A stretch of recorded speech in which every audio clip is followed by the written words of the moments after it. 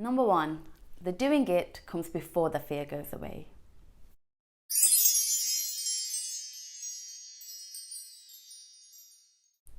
Hi everyone and welcome to The Romantic Life. My name is Anisa and today I'm going to share one of my favourite books of all time with you. Feel the Fear and Do It Anyway by Susan Jeffers. This book has actually changed my life more than once, so I knew I had to choose it for my very first YouTube video. There are so many amazing things in this book, but it's too much to fit into one video. So today I'm only going to talk about two important lessons that I learned from this book. Fear is not a problem, but how we perceive it can be. If we interpret fear as a signal to not do something, then obviously it's going to be an obstacle in our lives.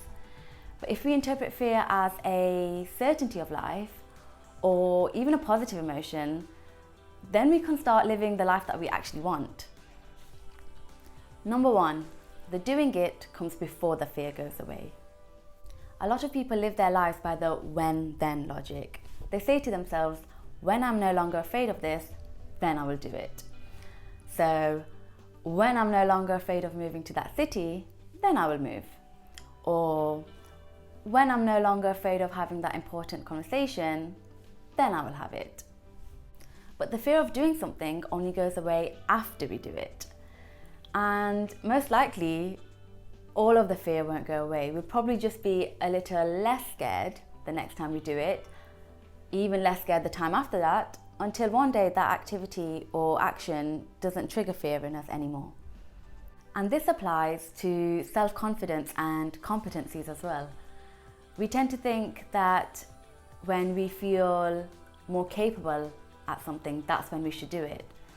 So, when I'm better at speaking, then I will start doing more presentations. Or, when I feel more confident, then I will start a YouTube channel.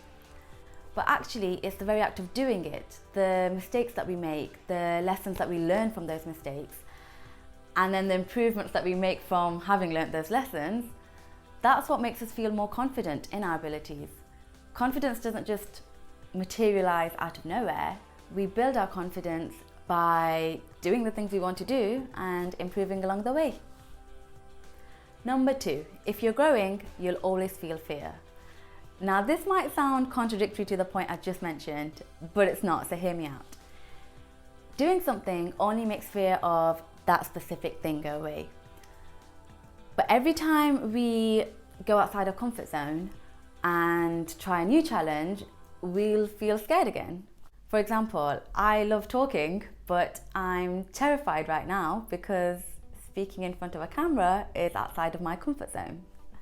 But this fear is a good sign because it means I've got an opportunity to expand on my current experiences and try something new.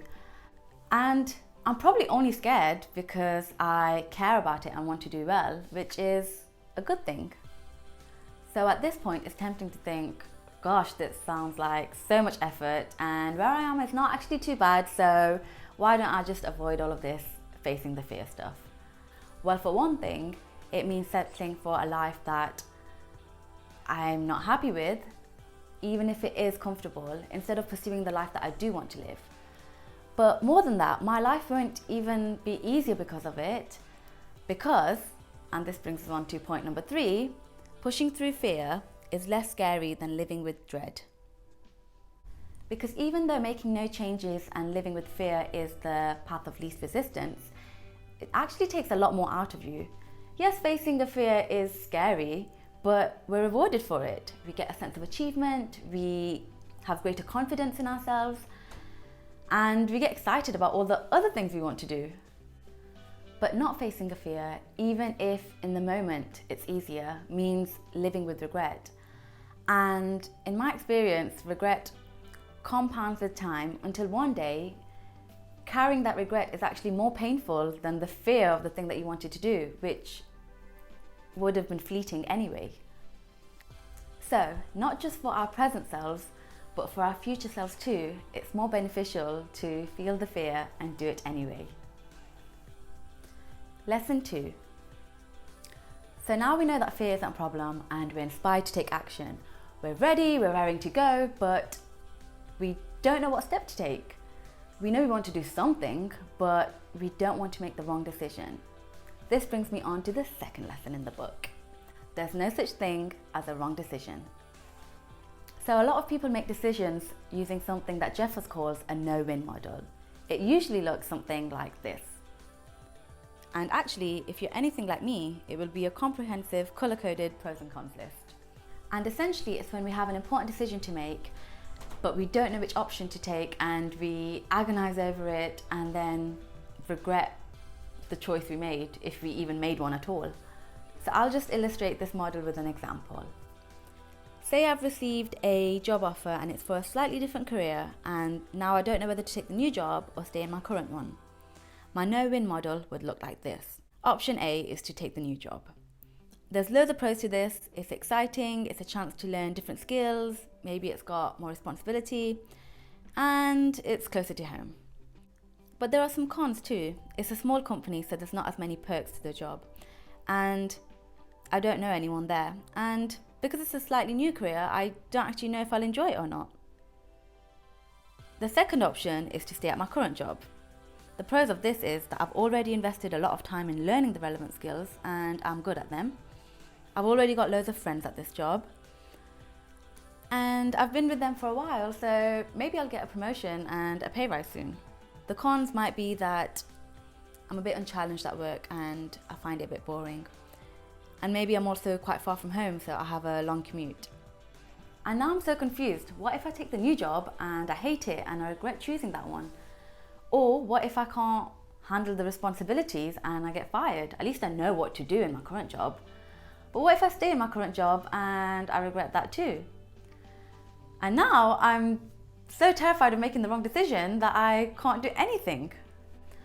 And that's insane, because the worst thing to do is not choose at all.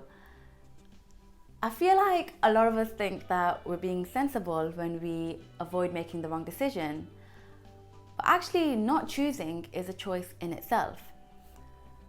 So if I don't take the step to start a new career, I am choosing to stay in my current career.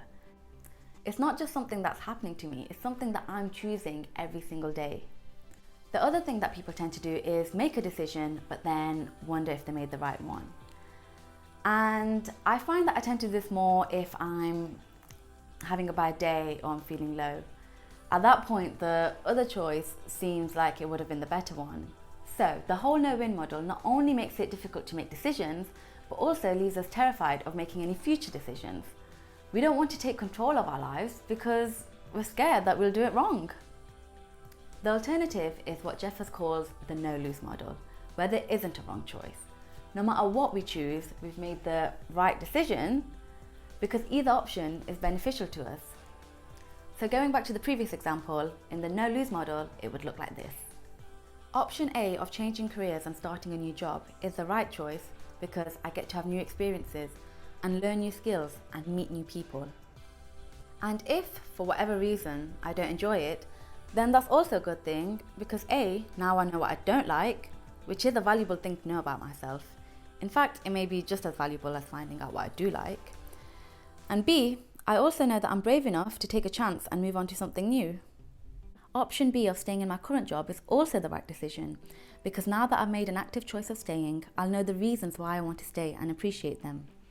I have a chance to deepen skills that I already have and work with people who are already my friends. I might have a strategy for how to take on additional responsibilities. And again, if for whatever reason, after some time, I realise that I no longer want to stay in this job, I know that I can find or create other opportunities for myself. The no-lose model can even apply to those situations where we're not the ones choosing between two different outcomes. Say I want to have an important conversation with someone. I already know it's going to be emotional and difficult, and I'm terrified of the outcome.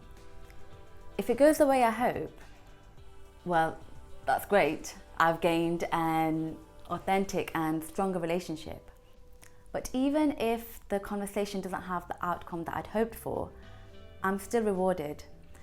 I've got the reward of not having any regrets about what could have been, but I've also got the reward of knowing that I can move forward with the situation instead of just being stuck in limbo. Either outcome is a win, even if it doesn't feel like it at the time. The final thing that I want to share that I think is really important is that once we've made our decision, we should throw away our picture. That's to say, obviously when we're making a decision, we have a certain idea in our head of how we want things to be. And that's useful at the time, but once we've made our decision, it's no longer useful or beneficial for us to hold on to that picture. And what Jeffers writes, and this is actually one of my favourite quotes from the book, she writes, "If you're focused on the way it's supposed to be, you might miss the opportunity to enjoy the way it is, or to have it be wonderful in a totally different way from what you imagined." So, throw away your picture. So there you have it. Fear is not a problem, and there's no such thing as a wrong decision. Like I said, these are just a couple of ideas from the book that I wanted to share, but if you enjoyed them, I strongly recommend reading the book because I've only just skimmed the surface. There's so much more in here, including stuff about how to interact with people who aren't really supportive in your life and how to have a whole balanced life. And it's the kind of book that you can read over and over again, really. I read it once just before I made an important career decision, and then I read parts of it again just before I had a much needed life-changing conversation with someone very close to me. So it really is such an important book, at least to me it is. I've put the link for the book in the description box below, so check that out. I hope you love it as much as I do. I hope you're inspired to choose the life that you want, and I hope you're inspired to be brave. If you enjoyed this video, please press the like and subscribe button below because it would make me feel really good about this scary, brave thing that I just did.